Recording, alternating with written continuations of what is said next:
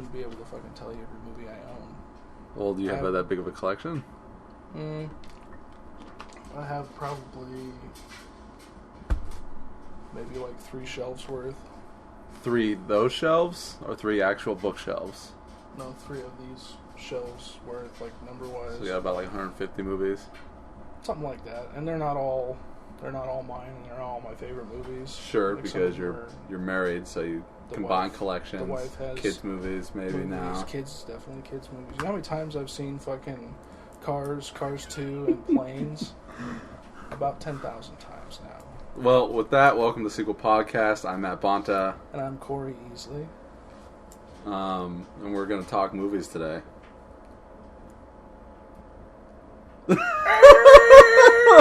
Now that we're on the spot. We talked last week about nothing and everything for about 2 hours. Longer than that. It had to have been longer than that. It felt like a good amount of time. It was about 3 hours. It was about 3 hours just bullshitting. But I mean, we went over my new script and everything else, so. Poor Greg was over here. Well, Greg was editing. Was finalizing and editing. I don't know when he's coming over, but he's coming over at some point so that we can look for a film festival to submit Godsalt to. Exciting. We can talk about Godsalt now that it's over and done with. Yeah. Last time we talked, it was just post filming. Yeah. Now we're post editing, premiere, everything else. So we were trying to hold off for the premiere so we didn't give too much away. Yeah, no spoilers. Now we can spoil it. Spoil the shit out of it. Even though only about 60 people seen the movie. We'll just spoil it for the rest of the world before it makes it anywhere. That's fine. No one's gonna check this out beforehand. What kind of film festival would you like to see Godsalt go to? I want to see it. I almost want to see it in something obscure because I think it's back alley. It's got a better, like Big Fish, Little Pond. Yeah. It's got a better the shot. lower end film festival as opposed to like Sundance, Telluride, Cannes, Toronto. Yeah. It would almost likely get. I'm not familiar with all that many of the. You're like, what are you talking about? I've heard of Cannes, Toronto. Toronto TIFF, Toronto International Film Festival. I would love. That's going on right now. I think it's last weekend. I think that was last weekend. It was last weekend. They showed Tusk there, Kevin Smith's new movie, horror movie. We know how you feel about horror movies. You hate them. I don't hate horror movies. I think most of them are just... We know that Hostel is your favorite movie, and you can't get any better than that. Yeah, pretty much. I didn't like that movie either.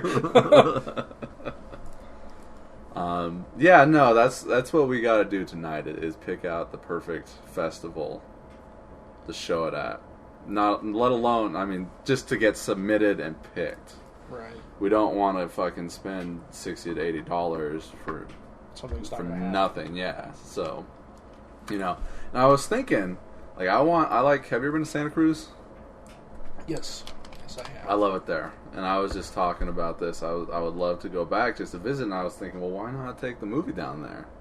And that's a valid excuse. Like maybe just call, like, look online, find out what theaters there are, and just be like, hey, I got a movie. Can I show? Because it's a very arty town. Right. So in places like Santa Cruz, Portland, different places where art is their thing. Yeah. Like, places where things are more important to them than the big name studio or whatever. You might have a chance of actually showing it somewhere just different. to show it.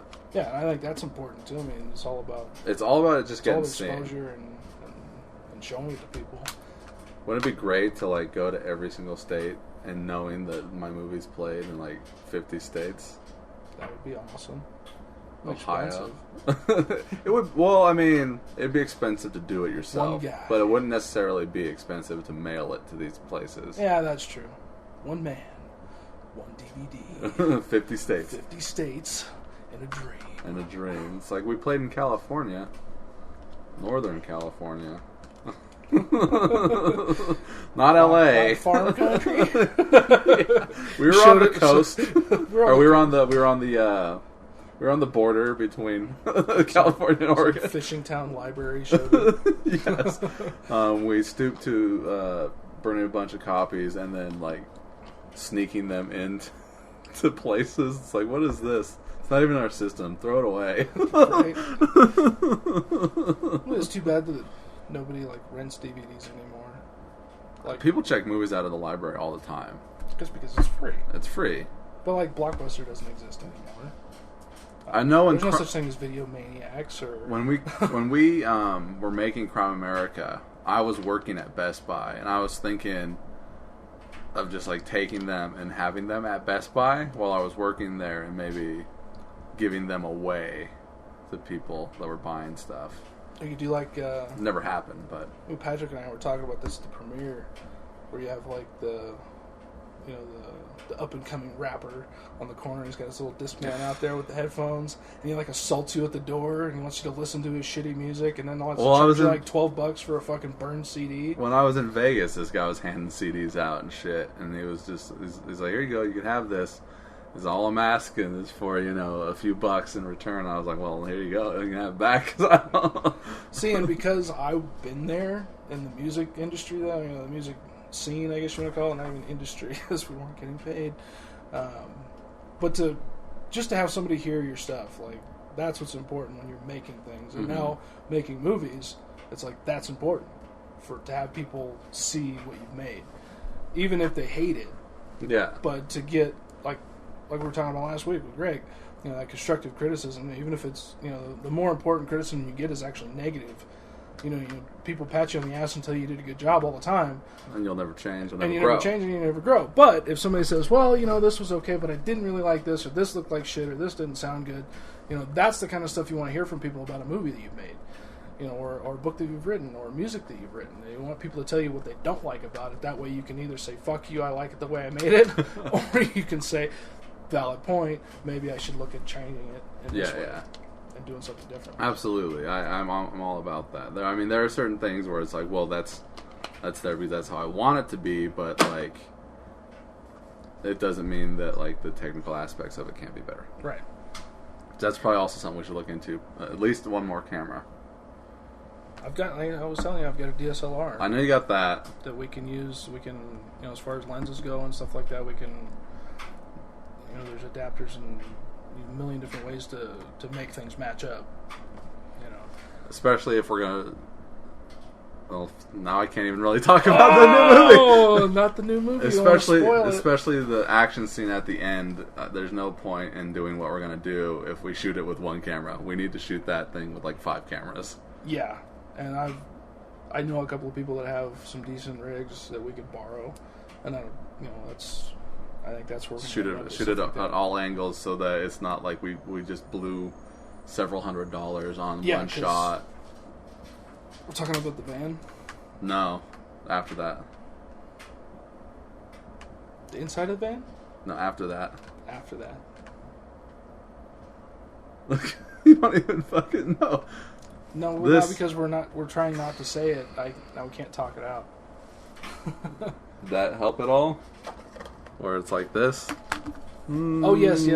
That needs like needs a bunch 6 GoPros and some other cameras in tow. So absolutely. Anyway. New movie, very exciting script. I'm stoked about it. I'm glad you liked it because I'm a little worried about it. But then again, if I'm not worried about it, then something's you're wrong. Not invested. Yeah, I'm not invested. It's like, oh yeah, no, it's good. It's perfect. Fuck you. I don't care what you have to say about it. I don't think it's perfect, but I think that it's viable. It's definitely. I think it.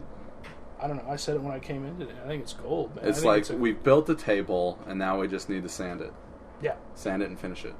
Yeah, absolutely. Like that table. Did you watch that video? That table video? I love that. Was that a metaphor, or were you talking about you actually want to build a table? Well, no. It's just having the ability to do something yourself. Yeah.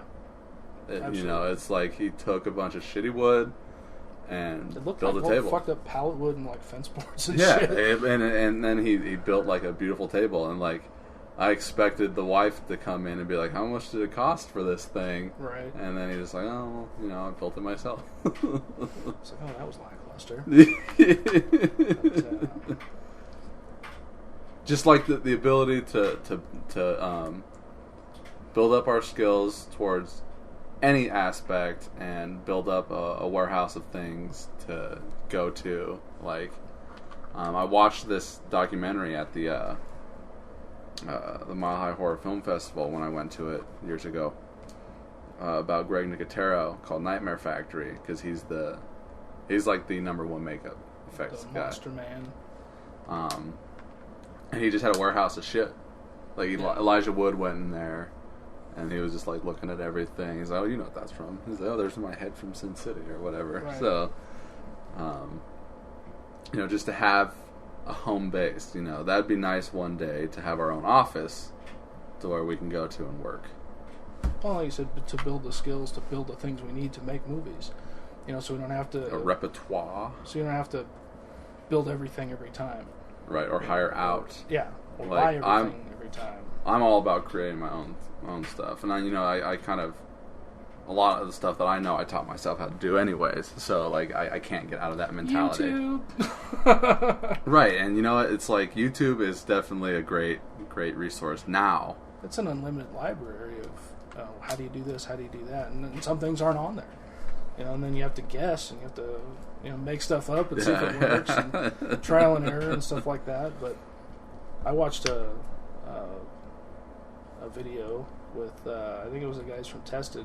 It was Jamie and Adam from Mythbusters. Okay. And there's these two young kids that have this show where they host them, and they, Adam's like always making props and like recreating props from movies. Yeah, and stuff like aren't that. all those guys like? Well, Adam and Jamie were originally technical movie prop guys. Yeah. Adam's got a huge background in model making and miniatures and stuff like that. He actually worked on the Star Wars, the 4, 5, 6 Star Wars movies. Okay. And then he's done work for toy companies, recreating stuff from movies for the toys. So they have something to go at for production. But they, I think it was these guys, and they went to this warehouse. It's down in Southern California. I have no fucking clue what it's called or where it's at because I can't remember. Mm-hmm. But it was literally like the whole JCPenney warehouse full of, you name it, for use for props and movies. Anybody can go there.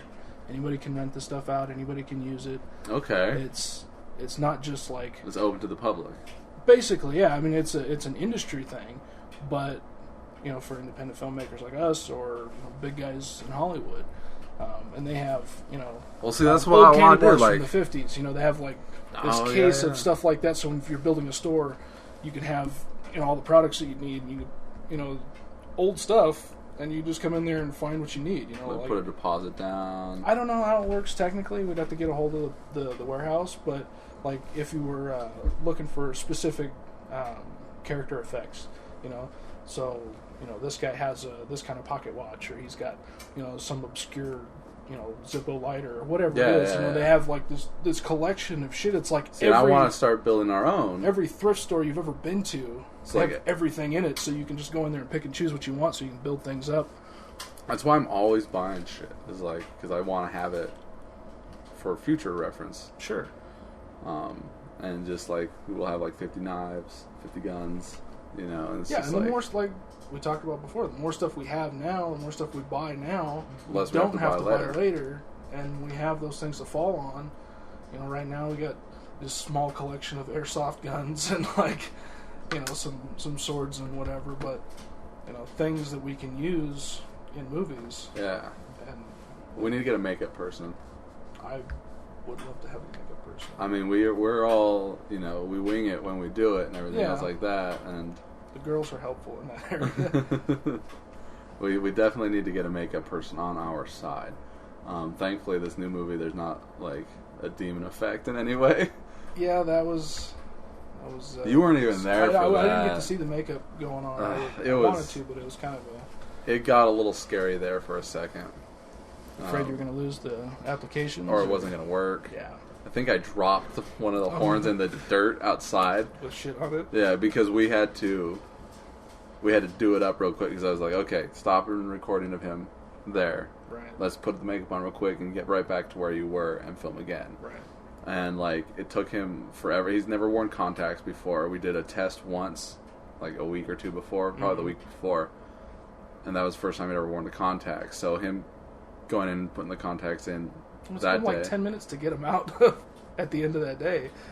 Well, it's like a scary thing when you don't mess with your eyes. You know, if you don't ever wear contacts. You're afraid to touch your eyes. Yeah, you're like, and then pulling them out, and you're like, you don't want to scratch your eye or anything like that, and you're blinking all over the place. I think his eyes were like watering up like crazy. Were they? He had to wear those all day long too. Yeah, which is. And you only ever see it for a split second in the movie.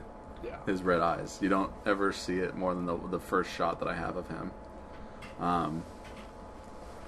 But yeah, no, he took a little while to get those contacts on. Kelly came inside, like, is everything okay? He's like, yeah. So we got him, and then me and Kelly put the horns on him outside, and I believe I dropped it in the dirt at one point. Yeah. And we're just trying to glue it on, and then we glued it on, and it's like we need to do makeup on him and make it not look like it was just stuck on his face. I thought up close after the makeup. So there's was some done, like singeing that we did right. with like black and gray singeing on it and everything else. That's part of building our repertoire, building our caddy. But I would so much rather have just had one person there that did that. Maybe that person had an assistant or something. And that would be super sweet, you know. And it's like someone who knows what they're doing opposed to someone who knows what to do, right. opposed to knowing what they're doing. It's like, I understand the concept. You got to glue it to his face. The tough part about what we're trying to do is we're trying to build this crew of people we know to do things so that one person doesn't have to do everything, or, you know, a few people don't have to do everything. Right. You know? So we have somebody that really thinks about the lighting, somebody that really thinks about the sound, somebody that really thinks about handling the camera, somebody that really thinks about the makeup and, you know, the props, and so that we have this group of people. You know, we have this crew of 20 now that we build up to where it's really just a crew of one. It's like you. Yeah, well. Well, no, you and Greg. Greg. That's about it. That's it as far as crew goes. Yeah, as far as behind the scenes stuff goes, because Greg makes all the equipment and Casey's shit. the music man. Casey does the music. I think it'd be cool if I had the three of you doing a commentary for the movie, and then like that would be four fun. of the actors to do a commentary. Me and Melissa did a commentary, and it's online right now. I just put it on there today. That'd be fun to do. And like I'm like, okay, guys, start talking, and I go and leave for like an hour and a half, and then I come back and I can listen to it later on and just laugh at you, whatever the fuck you guys are saying. But getting the three of you together might fucking prove to be impossible. Well, I'm not working right now. You're not working right now, so you'd work at I'm any. pretty much open all times right now. But I don't know what Greg's schedule is like in case he goes to work at 2. So like if Greg were have been able to come over earlier today, and if like I was gonna do some of those plans fell through. Right. But yeah, I would like to have a technical commentary, even if you guys go off topic. Those are the fun commentaries, anyways, where you're laughing with the people talking to whatever the fucking bullshit they're saying. Right. Well, and you have the movie to go off of, so there's something queuing you up, and right. Going back to having crew and stuff like that, I was watching a panel review of some directors, and they were talking about independent filmmaking and how there are like forums and groups where you can put a post out and say, hey, you know, we're doing this, we need somebody for that or whatever, and you actually have people like us who like help working each other for free. out. You know, and just want to make the project happen, you know, and you can get these groups of people together and work on stuff and actually figure out how to do things, and just they all want to be part of the community.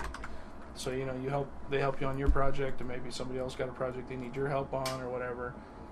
You know, you can find stuff like that. And I'm excited for casting the next film too. Well, I think it'd be neat to freshen it up a bit with some new faces. If you know what I mean. I mean, of course, the few main characters need to remain the same, but So we're on Craigslist here. I'm just seeing what people have out there in Sure. Reno.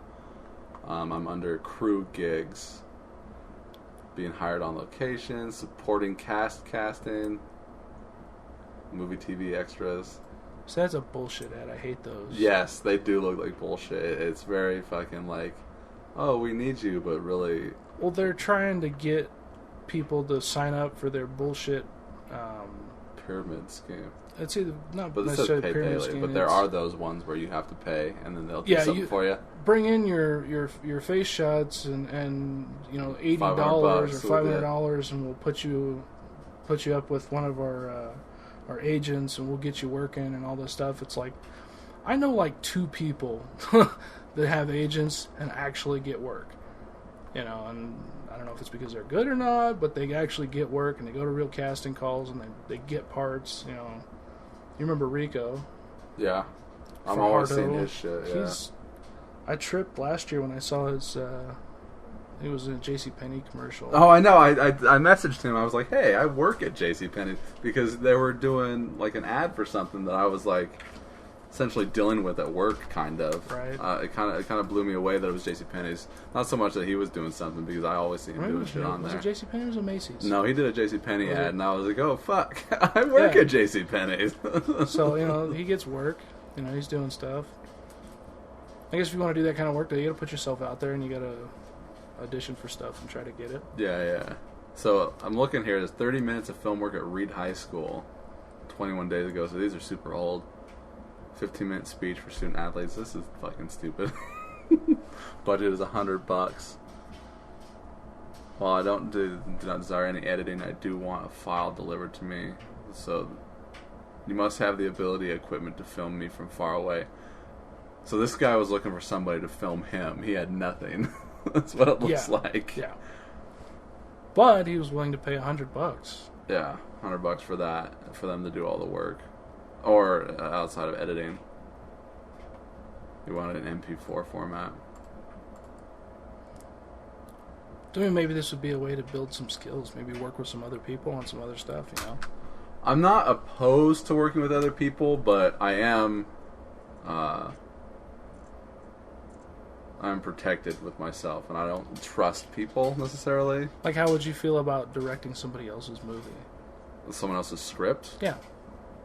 I'm not against that at all, but I would assume that somebody would know how to film their own movie. You would assume. I would assume. Are you talking about yourself? No. Okay. I'm trying to get a feeling for what you mean about being protected with yourself. Like, Oh no, just like Like not you don't- trusting people, like someone offering their help that's essentially a stranger to me, and I don't know who they are, and I don't know if they're a trustworthy person. Gotcha. That's what I mean. It's like oh yeah, no, I don't mind doing this and doing that, but it's like, well, I really don't know you, and I don't know if you're just He's a casing scammer, my or, place yeah, or something like that. And it's not like if I lost anything outside of my computer, I don't really care. But it's just a matter of like, I get what you're saying. I don't trust most people right off either.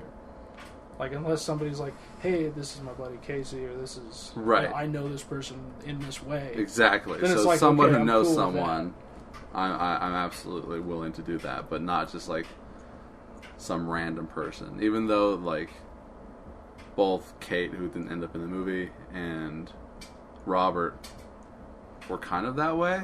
Yeah, But I think Robert's almost random, but not really. Right. Because He's still part of a group of people that we know yes, absolutely. in a way. And even he, like, no offense to Robert or anything like that, he did have his problems when it came to filming, so... Yeah, when he was fucking blitzkrieg Well- on one of our biggest nights of shooting. Well, that and just, like, not being able to get a hold of him. It's like we go to film and then he doesn't show up when we're there ready to film. Right. And then not hearing from him until, like, 2 minutes before we're ready to film and everything else like that. And it's just... It was a little stressful, particularly that last Sure. day of filming. So, going back to casting the next piece. Okay, We're we're gonna need some fresh faces. So outside the 2 women, Got a couple. well, I of, told Robert I would give him the marshal role, Oh, the male. the Marshal. male marshal role. Okay. As far as the female marshal role goes, You need somebody stuffy and. well, it'd be nice if Kate would do it, but Kate doesn't sound like she's willing to do anything. I don't know who Kate is. She was gonna play the master, but I guess you never got to meet I her. haven't met Yeah, She just makes it seem like she's super busy. But I would like to have her be that part. But if not, then yeah. So we need a new female for that. We got 3, 4, Six. 5 thugs. 6. 6 thugs. Yeah. Got Oswald, No. Victor, and Lenny. Not including Oswald. We'll get to him. But we got Victor and Lenny, and then his 4 buddies: Shank, 8 Ball, Red, and Shank, 8 Ball, Red, and the guy that talks too much. What's his name? I don't remember. It's the guy that doesn't talk too much. He says his name is that because he talks too much. Right, which is the opposite. Yeah. Okay. I don't Anyway, remember what the his 4 name. guys. But those 4 guys. I would like to get my neighbor Mike to play Red. Right, the old man. The old man guy. Get you what you need type of guy. Yeah. I named him after fucking Red in Shawshank Redemption. And also because the movie Red, where it's a bunch of old guys. Yeah, so that's Red. I like to play Red as him. Victor, I would like to be well, if possible, a black guy, but it'd have to be the right black guy. I thought you said you want Lenny to be a black guy. No, I want Victor to be the black Okay. guy. And then his girlfriend, Victor's girlfriend that pops Right. up. The guy that pulls out of 7-Eleven and gets jumped. Yeah, small supporting role. He has no lines, I don't think, does he? I I kind of wrote it as a mute, but then he might. So what the fuck? He's freaked out, but anyway, Um, not a huge part, but there's the manager of the casino, Casino and there's this manager. guy because I'd like to film the police scenes back in the same conference room, right. and then the guy that Allie works with in the office next to hers. Okay. I was thinking him as a manager and just shooting his office. Right. And then Oswald. Need to cast someone as Oswald. I'm thinking a blonde dude. Yeah. Maybe we can get Flanagan to go blonde. You think that fits in? Not necessarily, but who, Flanagan or the blonde? Like Flanagan as Oswald. Not necessarily. I kind of pictured him as like I don't know, like a kind of a short, chubby dude almost. I don't know. Like I don't know. Flanagan's kind of The opposite sticks of out. what you just He said. sticks out. You know what I mean? He's huge He is huge. and he's very skinny, very Lanky. pronounced features, stuff like that. But I'm thinking a blonde dude for that part. Let's bleach somebody's hair. Sure. Um, And That's it? Brown. Detective Brown. well, Brown is Mikey. Oh, Brown you is already got a Brown. he's been Brown Old school since Brown. Patriot Zombie. Okay. He shows up for like 2 lines. Pops out of the I car. guess those are the Black, only- brown. New faces. Yeah, it's not a huge cast. Now we need a shitload of extras. Oh yeah, For the opening scene. For the prison scene. Yeah, a different prison scene than the last movie. definitely a different presence. Get your dad back. Right. We could put him in an orange jumpsuit, and it could be Yeah. like that same prison. There you go. That would be funny. That would be a little callback. We can get those 2 back, him and Rich. Yeah. Get them back and Get just us back be. in the prison yard. Maybe they're just talking to each other. Maybe even throw a fucking pigeon in there in the prison yard. Right. You know, just a little nod, but like you don't even really, not too much, so that it's not fucking like standing out. Right. Little cameo. Little cameo. Now that we've ruined it. Shh, don't tell anyone. Yeah, don't tell anyone. So yeah, so we do need some new faces. I did kind of write that U.S. Marshal part for Robert because he called me up one day and he was like, "I'd like to play a good guy, like a hero type," and I was like, "Okay, I can do that." Tweaked out. Tweaked out fiasco. Yeah. All right, so let's talk about other movies then. Now that we're Sure. done talking shop. Yeah. So, what have you been watching? I have been watching a Probably lot. nothing I've seen. No, definitely nothing you've seen. Obscure B flicks on Netflix. Just because they pop up in the You may like this suggested movie. titles or whatever. So may what like have you this because watched? You watched this. One of them was How I Live Now. ram Netflix and see. Sure. I can kind of... Sounds terrible. It's a lot better than I thought it was. It's not exactly what I was going for when I decided to watch it. Mm-hmm. Basically set in a World War III stricken England. Don't want that. And it's a story of a young girl who's got her mental issues. I think you would like it. They're not giving me a... No synopsis. Oh, here we go. Nothing. There you go. I gotta click on this. American teen summer romance with an English boy comes to an abrupt end when rumors of World War III become a reality. So I'm kind of an apocalypse World War III zombie. Oh, it's got... I don't know how to say her name, but Saoirse Ronan. Okay. She's a name. You know, she was in Lovely Bones, City of Ember, Hannah. She was in Hannah. Which is a movie that I love. Was she the older gal? In Hannah? Yeah. No, she was the little girl. She was Hannah? Yeah. Okay, so this is her. This is her? That's the girl right there. Okay. So it's not out of the question. I had no idea that was... Is that you or me? That was you, brother. I had no idea that she was a name because I'd never seen her in anything before.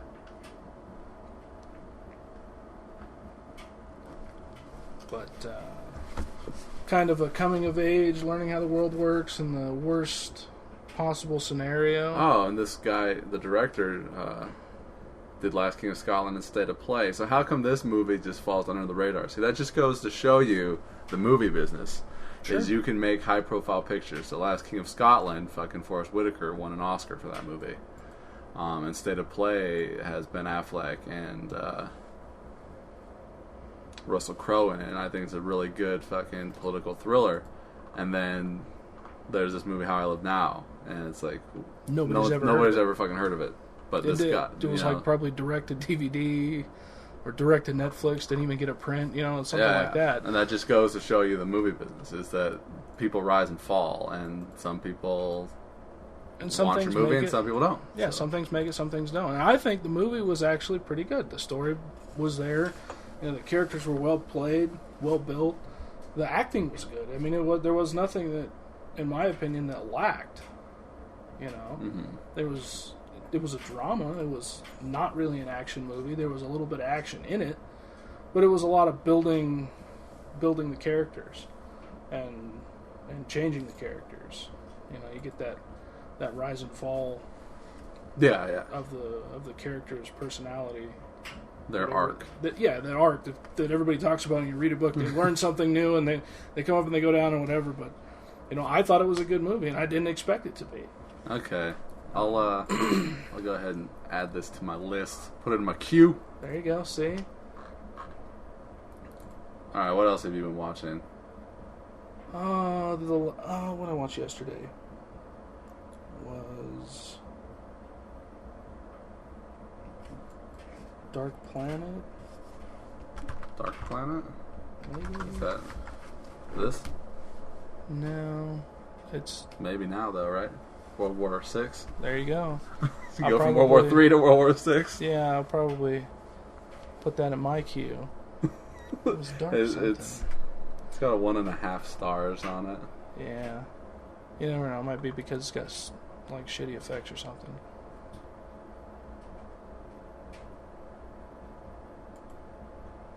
It's pretty close to bottom drawer stuff. Completely straight to video, low budget picture.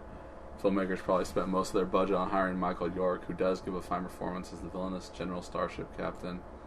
You've seen this character done 1,000 times, but York does his best with what he's got, and it's fun to watch.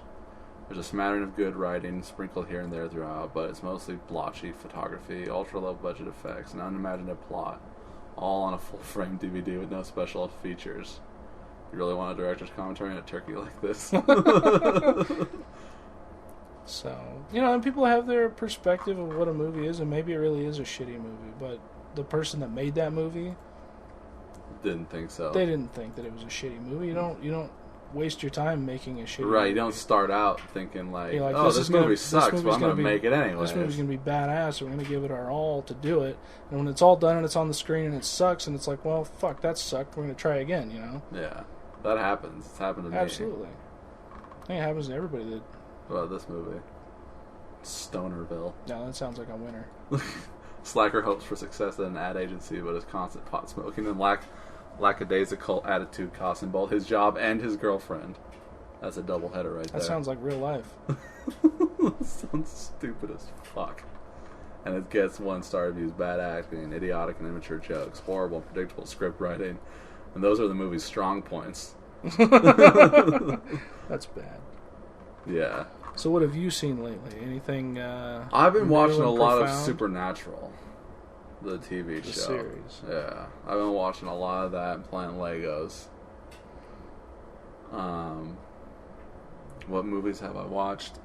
I don't think I've watched a movie in the last... Fuck if I know, you know what I mean? I have no idea what the last movie is that I watched. Oh, I went and saw The Drop. What did you think? I thought it was amazing. I thought it was a fantastic fucking movie. I fucking loved it. But I don't want to spoil that movie. But it was fucking good. It's pretty new. Yeah, it just came out on Friday, and it was fucking amazing. Holy shit.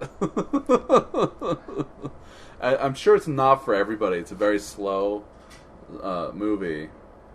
Not too much happens in it, but it was directed and written and acted fucking perfectly so that you can be in the movie. So that you can be in it without... Because it's, you know, it's just like this dude works at a bar... Laundry's done. Yeah. This dude works at his cousin's bar. The bar is now run by some Chechens, I guess. Chechens. Because he made a point of saying they're Chechens, not Chechenians. You know, the Irish aren't Irelandians. Is what he says. And then he finds a dog that's been beaten to shit and thrown into a garbage can. And he kind of starts taking care of this dog with the woman whose garbage can was thrown into. Like, they kind of clean him up and everything. And then he's at the bar when it gets robbed for some money. And the bar is a drop bar where, you know, out of like several dozen drop bars, right, where money is just taken on a different night so that people can't rob it when the money's there. Well, this bar gets robbed, and then like you kind of spend the rest of the movie finding out that the cousin kind of is trying to plan a robbery on the bar to get a bunch of money and take off, and like that's what the movie's about. But it's got some other shit going on that all connects at the end. That's really, really good. And Tom Hardy did a fantastic, understated performance of this kind of simple-minded dude. And it's not like he's got something else going on. Like, you know, you can't like watch it and be like, what's going on with this guy? Why is he like this? It's just that that's who he is. He's just that guy. But, you know, he's simple-minded. He follows orders and he does what needs to be done. And it was really, really good. I thought so. So that's why I went and saw Friday when I asked you if you wanted to go to the movies. Yeah, that's. Sorry, I need to get back to you sooner. I'm a communications loser. Clearly, you are. A lot of people are. I try to talk to people a lot, and none of them ever get back to me. I'm trying to get better. Well, it's not helping me none. I'm trying now. You're here podcasting. Right. So that was the last movie I saw. Before that, I don't know. I haven't really been watching a lot of movies lately. I watched Bill and Ted's Excellent Adventure the other day. Because it popped up right in the front of your Netflix? Yeah, very much so. Yeah, I noticed that this morning when I turned it on. I was like, oh, Bill and Ted's was the first fucking thing. They're like, we've got this movie now. Yeah. It wasn't the first movie, but I was like, a little throwback movie watch. I haven't seen it in years. I haven't seen it since like when it came out, or since I was a young man anyway. Since the 90s? Right. Here we are 20 years later. So yeah, that was, I don't know. It was lame. It was lame, you think? I think the movie is funny because of what it is. They're supposed to be doing a third one. Why with this trying to ruin everything? How is that ruining anything? I don't know. There's not much to ruin, but you're going to bring something back that wasn't very good to begin with. But it was fun. It was fun. It was fun, whimsical, kind of throwing history around. And see, I remember the sequel a lot more than the other one. I only seen the other one like once. The sequel I had on tape and watched it over and over again. Right. Bill and Ted's. Second, I can't remember what the second one was about. What's the first one called? Is Bill and Ted's Excellent Adventure. Okay, and then it's Bogus Journey is the second one. Bogus Journey is the second where they die, and robots have replaced them, and they're playing all these games with death to get back to Earth, and they keep winning, and he keeps getting pissed off. So he's like, okay, and he sends them back, and then they've got to go and kill the robots and get their shit together. Okay. And I guess that's really it. That's the plot. Pretty simple plot. Go. Yeah. Straightforward. I forget why they wanted to kill him, though. Why they died in the first place? Yeah, why were the robots there? I forget why the robots were there to kill him. It was another one of those movies I haven't seen in forever. But, I mean, like, Keanu Reeves needs to do more movies like that. Are you one of those guys that you don't like Keanu Reeves? You're like anti-Keanu? I'm not anti-Keanu. I'm just, he's not the best actor. Typecast into every role he's ever played. He's pretty much the same, he's like, bro, surfer dude. Yeah, that's him, alright. I hated fucking that surfer movie that he was in. Oh, Point Break? I hated that movie. Really? Yeah. I thought it was a great heist movie. No, I thought it was terrible. And you know, when I was watching, I was like, Fast and Furious is the same movie.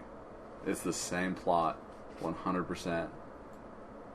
Yep. Because he's a NATO, Fed. By the end, he goes NATO. He goes native because there's this like buff hot dude that he's falling in love with. He's got his bromance. Lets him get away. Just like in fucking Fast and the Furious. It's the same fucking. It's a remake of Point Break, 100%, dude. Never really saw it that way, but now that you mention it, it is very much that. It's the same fucking movie. They go on a heist together. He's thinking maybe it's not him, maybe it's this other group of guys. Right. It turns out it's not those guys, but it's his boy. Yeah. And then they hose him into being part of it. Oh, fuck. Alright, so let's see here. Bill and Ted. Let's see if they can tell me why. He has robots replace Bill and Ted, killing them by throwing them over the cliff. But why? Film opens in the utopian future that results from the music of Bill and Ted. So, like, the future society hates what happened because of Bill and Ted, so they want to go back and prevent them from doing that. So that's the plot, is to stop them from winning the Battle of the Bands so that their music never exists. Okay. So that's the movie in a nutshell.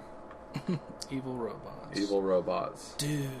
And William Sadler plays the Grim Reaper, and he plays the Grim Reaper character in Tales from the Crypt also in an episode. Is that right? Yeah. Trippy. And then they fucking, for the movie, the sequel of so Tales from the Crypt, Bordello of Blood, he comes back and they essentially remade that scene from the Tales from the Crypt episode, but only he's a mummy in it instead. I'm like, really? You're fucking botched, like, you're cannibalizing yourself with the same actor, a different character, but the same fucking thing for a theatrical release. I didn't understand what that was all about. Fucking stupid. Yeah. Especially like a franchise like that, they could have picked somebody else if they needed another actor. Well, it wasn't even that. It was the fact that it was the same scene from the beginning of that episode. Right. Where they're playing for keeps. Like cutting off limbs and shit. It was just a weird choice. I didn't get it. I didn't get it. Maybe they say something on here. Where's the search? Bordello of Blood. But I mean, he was in the first episode. He was in the first movie. Right. Let's see. Second of 3 planned movies. Does not say anything about what I said, which is kind of stupid. What is Wikipedia? You could just add it. I could add it, but it would be subjective what I would have to say. That they fucked But up. I mean, I don't know why. I don't know why. Yeah, I don't know why they did it. So I would have nothing to add to it. Right. Let's see if I can go to that episode. Arnold Schwarzenegger directed one of these. Is that right? Mm-hmm. Arnie's the man. Absolutely. Where are the episodes at? I'm sure this is real entertaining to everybody who's Sure, you're listening. gonna have to dice this one up a little bit. Nah, I'll leave it. Just leave it so people can go. Oh, they're looking at Wikipedia. They're reading. We're reading the Wikipedia. So yeah, not a lot of exciting stuff. No. But we've been talking about just before the podcast started about doing maybe like a bi-weekly. Is that the right word to use? Every other week. Every other week. Is that bi-weekly? Like a movie club. That's bi-weekly. Like a bi-weekly movie Every club. 2 weeks. Like Yeah. watch, we watch a movie. So you got 1 week, and then the next week you do it again. So like every other payday. Every other payday. Or like pick out a movie to watch and then like review and watch it critique and come back. and talk about that. Talk about that one movie.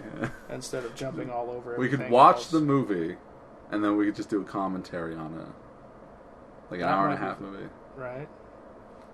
That might be as entertaining to do. It could be. It's like, okay, so this week we're watching So we'll Point watch Break it. or the prequel to Fast and the Furious, Fast and the Furious. the original Fast and the 0.50. Furious.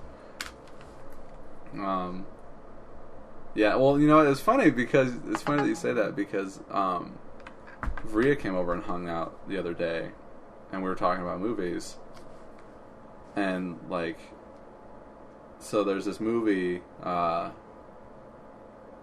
Forces of Nature. Okay. Have you seen it? Negative. Ben Affleck and Sandra Bullock. Sounds like a dynamo. Oh, it's a chick flick, but like I love Sandy. it's Sandra Bullock is my girl. Speed, Keanu Reeves, and then of course we got He Speed could 2, have been Cruise not Control. been in that movie, but Sandra Bullock. I've watched a lot of shitty girly movies Because of Sandra Bullock? Just because of Sandra Bullock. Is 28 Days any good? It's not that bad. No, I've got that in my queue. Is it It's darker? Is it a darker movie? It's like I would call it a dark comedy if I recall it properly. Let's see. Hold on. Let me look up if I'm thinking of the right movie. 28 Days Later. The zombie one with Sandra Bullock, right? Shit, you're thinking of 28 Days. I'm just thinking kidding. of I'm just kidding. Yeah, okay. American comedy drama. A newspaper columnist obliged to enter rehabilitation for alcoholism. So she's an alcoholic. Yes. So that's the darker aspect of it. Yeah, because you She becomes friends with a 17-year-old recovering heroin addict who occasionally harms herself. So yes, it seems like a darker fucking... It's not all ha-ha funny. It's like some realistic drama stuff. But you got Viggo Mortensen, you got Alan Tudyk in it, Diane Ladd's in it, you got Steve Buscemi in it as well. A former addict who now works as one of the counselors in the rehab clinic. It's got 31% positive reviews.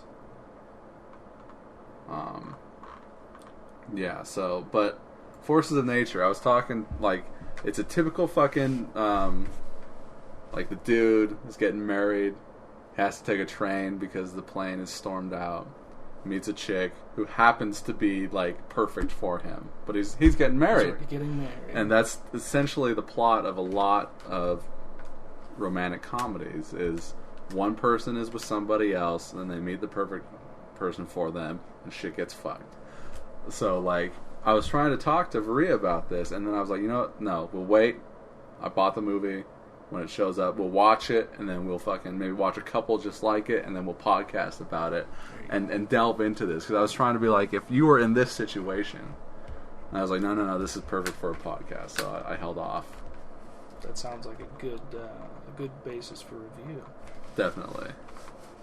So here's Sandra Bullock's page. Have you seen all of her movies? I won't lie and say that I have. Alright, so... Nope. No. Love Potion number 9 would probably be the first one you've seen. No? No, I kind of jumped on the Sandra Bullock. Late in the game. Have you seen The Vanishing? I think so. Kiefer Sutherland, Jeff Bridges. I'm so bad with remembering. It's a remake of a Swedish, Icelandic film? Something? Okay. Seems to be popular. Doing remaking foreign films. Absolutely. Foreign films. America, yeah. Well, she... Whoa. Her and her boyfriend are like going cross country on a road trip, something like that, and she gets kidnapped while he goes into the convenience store to take a piss, buy some food. Comes out, she's gone. Spends like 10 years looking for her to find out that the guy, spoiler alert, well, he finds the guy that did it. The guy's like, okay, I'll show you where she is. Okay. And he starts talking to her. He's like, this one day I was with like my nieces and nephews or something, and then they were like swimming in the river, and this girl was drowning, and he jumps into the river and saves the girl. But he's like, I didn't feel anything when I saved her. When I saved this life, I didn't feel anything. So I wanted to take a life to see if I didn't feel anything there either. So he killed her. Well, no, hold on. So he's like, if you really want to know where she is, I'll take you to where she is. And he's like, okay. And then in the original foreign version, he knocks him out, and then the guy wakes up, and he's in a box buried underground, and the dude leaves him there.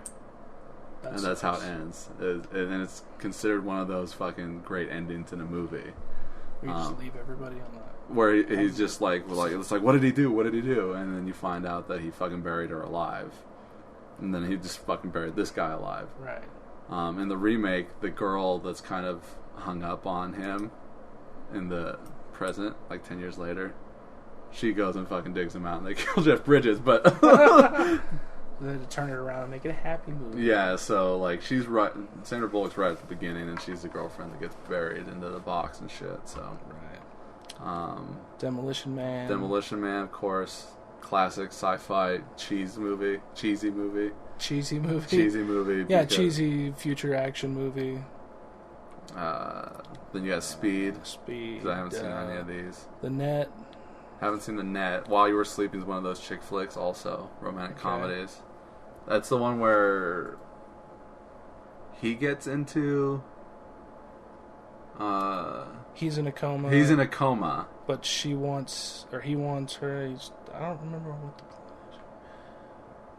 He gets into a coma. He falls into a coma, and she accompanies him to the hospital, where a nurse overhears her musing out loud, I was going to marry him. Misinterpreting her, the nurse tells his family that she is his fiancée. But what was it? Okay, so this sounds like one of those movies. So, she's a lonely fare token collector on the transit authority. She has a secret crush on a handsome commuter, who is Peter Gallagher, although they're complete strangers. On Christmas Day, she rescues him from an oncoming train after a group of muggers push him onto the tracks. He falls into a coma, and she accompanies him to the hospital, where a nurse overhears her musing out loud, I was going to marry him. Misinterpreting her, she tells the family that she is his fiancée. So, what it looks like is his brother... She falls in love with his brother because she was mistaken as like a fiancé or something. Okay, see, I thought it was something different. I thought he was in the coma, the main guy, but that's not what it sounds like it is. Gotcha. Maybe I'll have to watch this one too. But that was when, like, that early 90s, you got like While You Were Sleeping, Sleepless in Seattle. It was a big time for those romantic comedies. Which I think is funny that you don't see a lot of that anymore. No, like, now you get like raunchy kind of comedies where chicks are trying to fuck every dude there is. Yeah, and then they wonder why they don't get a good guy, and then there's like a good, crazy, quirky guy that falls in love with them. End of story. End of story. Happy. These ones in the mid-90s were all classy pictures, classy romantic comedies. Exactly, like Mrs. Doubtfire. That movie is a little bit darker than people realize because it's about a dad who was told to fuck off, and instead he dresses up like a woman to spend time with his kids in the home that he was kicked out of. Without anybody knowing. Even the kids. Like, how, like, you say it like that, and it's like, this dude's a stalker, he's got mental issues, you know. If you want to watch the real version of that, go watch a fucking 1 hour photo with Robin Williams. Yes, also very fucking creepy movie. It's like the same movie, except for one you're just played for comedy. Right. The other one's played for horror, so... You know, it's a little weird. See what else is on. I didn't see The Net. I've seen The Net, but it's been a long time ago. I saw Time to Kill. That's the Matthew McConaughey lawyer movie. Okay. Speed 2, Cruise Control. Woo! Hope Floats. That's one of those... There was a boat in that one, wasn't there? Yeah, no, that's... The boat goes on land. He crashes the boat on land. And does Keanu crash the boat? Keanu's not in this movie. What? How can you have a speed movie without Keanu? Is it Jason Patrick? And I like Jason Patrick, but Could have it's been like... Tom Cruise. You think that kind of looks like Tom Cruise? Kind of that profile. And Looks Willem Tom Cruise-y. Dafoe's the bad guy. Worst remake or sequel. Raspberry Award. What was it I was looking at here? Hope Floats. That's another one of those romantic comedies. This is one of those tear-jerking ones with Harry Connick Jr. and her. That's me. Mm-hmm. Oh, no, hold on, sorry. Oh, Gotta tell her never mind. never mind. Oh, fuck. God damn it. Anyways, okay, so Hope Floats. That's one of those definitely chick flicks. Practical Magic. Have you seen Practical Magic? No. Oh my You god. better add it to the list. This may sound a little fucking fruity and gay, but I kind of like Practical Magic a lot. Like, I can put it on and watch it. Her and Nicole Kidman are witches. They're sisters. And they're looking for dudes to love them. Sounds hot. And one chick will never fall in love, will never want to fall in love because their family was cursed to where the husband will die. So she doesn't ever want to fall in love. Right. But when they're little girls, they come up with the perfect man and they rip it up and they throw it into the air. Alright, and as they get older, the aunts are like, well, we'll make her fall in love with a guy of our own doing. So they put a little spell on to her run into this guy. It's a perfect dude. She has 2 kids and everything, but ultimately he dies. Right. Ultimately he dies. And then Nicole Kidman's like the bad girl. And she gets with this shitty dude that beats her and she accidentally kills him. And Oops. then they've got to do a spell to bring him back to life. And he comes back to life kind of like as a scary kind of zombie ghost guy. Gross. But this cop shows up looking for him, for her, because they were dating. The dude's dead. Yeah. So he shows up when he comes back to life, and I think he ends up shooting him and killing him. And so that she kind of gets away with it that way. But I think she kills him in self-defense anyways, but the way she handled it, she would have gotten fucking busted for it. Right. And it turns out the cop guy is the dude that they wished for her at the beginning of the movie. Right. And he comes back at the end and breaks the curse, it says here. But it's a cute little chick flick about witches that I can put in and watch. It's simple, it's easy. You don't gotta think too much. Didn't see The Prince of Egypt. It's the animated movie. And here's Forces of Nature. 28 Days, Miss Congeniality, I skipped. You've never seen that? Mm-mm. See, that's one that I've seen. I think... This is where the movie started to turn. At the turn of the century, Yeah. in year 2000, you got Miss Congeniality, you got Legally Blonde, where it's more of a comedy, not really so much a romance, but it's a female But it has story. underlying romantic With- tones. With Benjamin Bratt. Oh, William Yes. Shatner's in this? Yeah, he's... Is he like a hairdresser or something in this? Or He is the right-hand man of the... Pageant. The pageant coordinator or whatever, the pageant, like, queen. Mm-hmm. Candace He's Bergen. her bitch. And you got Ernie Hudson's in this as well. The Black Ghostbuster. Mm-hmm. Is he a cop? I don't remember what his... I don't think it's a big part. And you got Michael Caine. Michael Caine's in it. Pageant coach. Whose Mhm. reputation was ruined after his last contestant criticized his methods. I don't see Ernie Hudson's name on here to see who he plays, so... Like you said, small part. Yeah. Harry McDonald. Yeah, I didn't see this one. I've seen Legally Blonde, but she's not in that. Right. Murder by Numbers, I saw. She's a cop in Mhm. that. She plays a lot of cops. Like after She's she at hits the- like 35, she starts playing cops. So Miss Congeniality is her first cop movie, Yep. and then She's Murdered by Numbers. That strong female power character. I never saw Ya Sisterhood. Neither did I. 2 Weeks Notice. Is this? Yeah, look at that. Hugh Grant. There you go. You know it's a romantic comedy if these two are in it. Right. They don't give me a quick blurb up here. I have to read the whole fucking thing, and I don't want to do that. But romantic comedy, those two. Crash, winner of Best Picture. She plays the racist woman. Yes, Crash, I have seen. That was a very interesting picture, I think. Because it gives you a ton of points of view. It's a little one-sided, though. It's a little obvious in the way they do things. It is. And not that it's a bad movie, and not that it's not a good No, movie. it's just the kind of picture it It's is. just like, oh, she's racist, he's racist, they're racist. Yeah. It's called The Racist Movie, and that's what they should call it. The Racist Movie. What's Loverboy?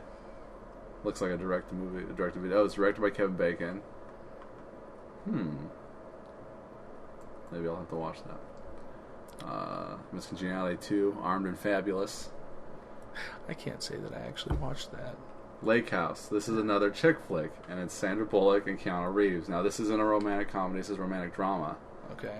So, in the late 2000s, before the teens, Start switching over. you get the romantic dramas where, like Lake House is the other one with Nicolas Cage, where he's the angel, City of Angels. Mm-hmm. It ends in tragedy. Try to get more serious. Yes, but I think that's a 90s movie. So, fuck me, right? Late 90s. Oops. Infamous, where she plays Harper Lee. Did you see this one? I don't think so. Premonition. This sounds like a horror movie. The film's plot depicts a depressed housewife named Linda who experiences premonitions about her husband's death and the events that follow afterward, and how she attempts to save him from his impending doom. It's a remake of a Japanese horror film. So there you go. Oh no, wait, no, it's not a remake of a Japanese horror film. So never mind then. The Proposal, romantic comedy. All About Steve, romantic comedy. Both of these are romantic comedies. Ryan Reynolds and Bradley Cooper. Have you seen All About Steve? I have not. She's a fucking weirdo in that, and like you kind of feel bad for her because she's kind of retarded. Is that right? Yeah, she's not full on retard, but she's just very simple and socially awkward. Yeah, you never go full tard, as they let you know in Tropic Thunder. The Blind Side was the other one that was right after that on the list. Well, The Blind Side is directed by John Lee Hancock, who's Danny's uncle is friends with. That's the guy. That's the guy. This is the fucking guy. This is the fucking guy. So I don't know if he's ever going to get to see that movie or watch God's Salt, our movie. Maybe he'll get to see the next one. Maybe he'll be in it. Drop the director. Drop the title. My next movie is called Clandestiny. Kind of sounds like a video game title. It does. Now that I'm thinking about it, but I like the title. It's another made-up word like God's Salt. Sure. Clandestiny. Danny was like, I'm intrigued by the title. I like the title of the movie. So. Good. Streaming Loud and Incredibly Close. Have you seen this one? No. This is the 9/11 movie. Okay. And then The Heat. You've seen The Heat, I'm assuming? You know, the last, since, like, my son was born. You haven't seen any movies? Fallen off the You haven't seen The Heat? No. I've seen parts of it on TV. I'm at my mom's house. I love you, my brother. I also happen to have something not crappy to watch. You know, I've almost exhausted all the good movies on Netflix that I wanted to watch, and now I'm like resorted to. So you've never seen Murder by Numbers, right?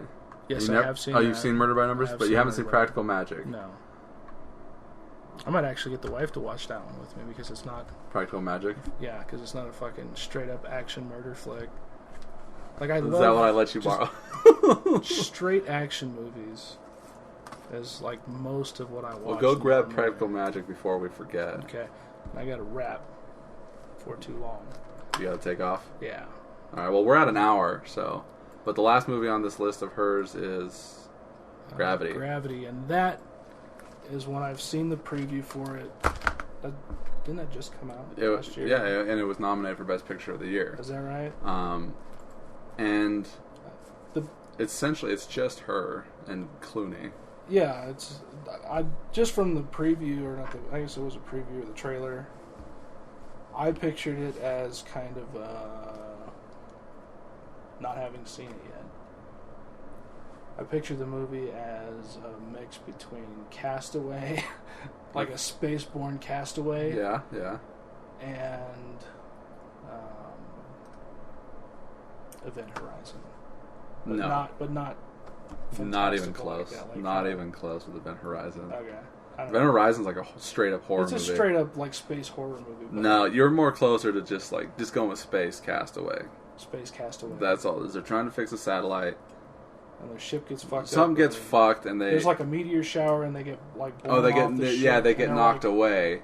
Yeah. And they've got to try They're and tethered get back they're on trying it. to get back to the ship, and then that's And all then you know. Clooney allows her to get back in, sacrificing himself, and he just floats away. And then she's trying to get back to Earth with what limited means she has. Right. It's kind of like Apollo 13 meets Castaway. There you go. That's a better idea. And at one point, she hallucinates him getting back into the ship and having found him and rescued him. Right. She just hallucinates that. He never comes back. He disappears, and they're talking through the comms Right. for as long as possible Until it's just too far away. Yeah. And then she makes it back to Earth. It's a real simple movie. I don't know if it should have been nominated for Best Picture. She does a great job in it, but there was no way she was going to win Best Actress. She was nominated, but there was no way she was going to win because, like this year was one of those years where it would have been nice if one movie was better than the other four, but instead it was like all 5 movies are really, really good. So they had to be like, well, we can't give it to Leo this year. We can't give it to this person or that person. So it's like, it's either they're all great movies or they're all lackluster great movies. So it's like these were all really awesome movies, or either they're all really good, but none of them stood out from the others. It's never just, you got a couple good ones, a couple that aren't, so that the definite people who haven't won yet can. Right. So Leonardo DiCaprio has yet to win an Oscar when he should have. Like, he could have won for this one if Matthew McConaughey wasn't so fucking awesome in Dallas Buyers Club. In the what? Dallas Buyers Club. Amazing fucking movie, and Matthew McConaughey was fucking amazing in that movie. Leo.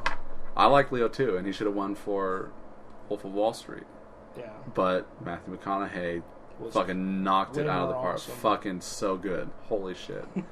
You should find that movie and watch it, because it was fucking awesome. I'll do that.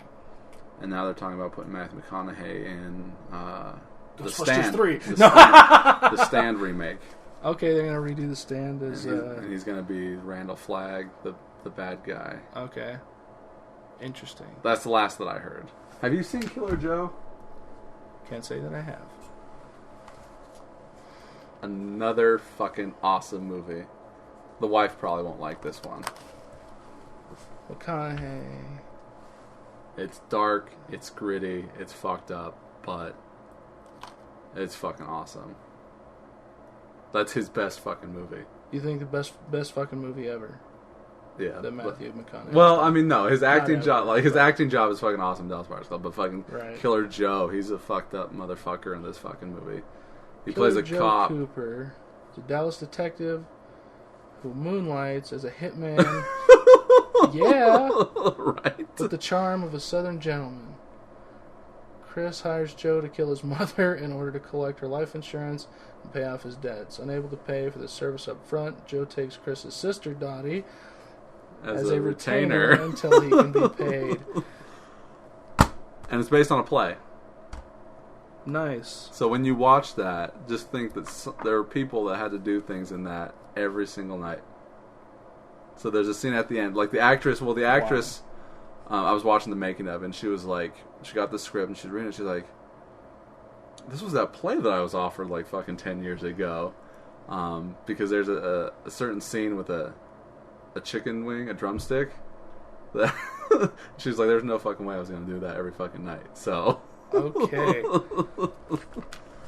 Well, with that was Sequel Podcast. I'm Matt Bonta. Corey Easley. I want to change my sign off from Stay Classy Reno. I think I had one last time. Go fuck yourself, San Diego. San Diego. Go fuck yourself.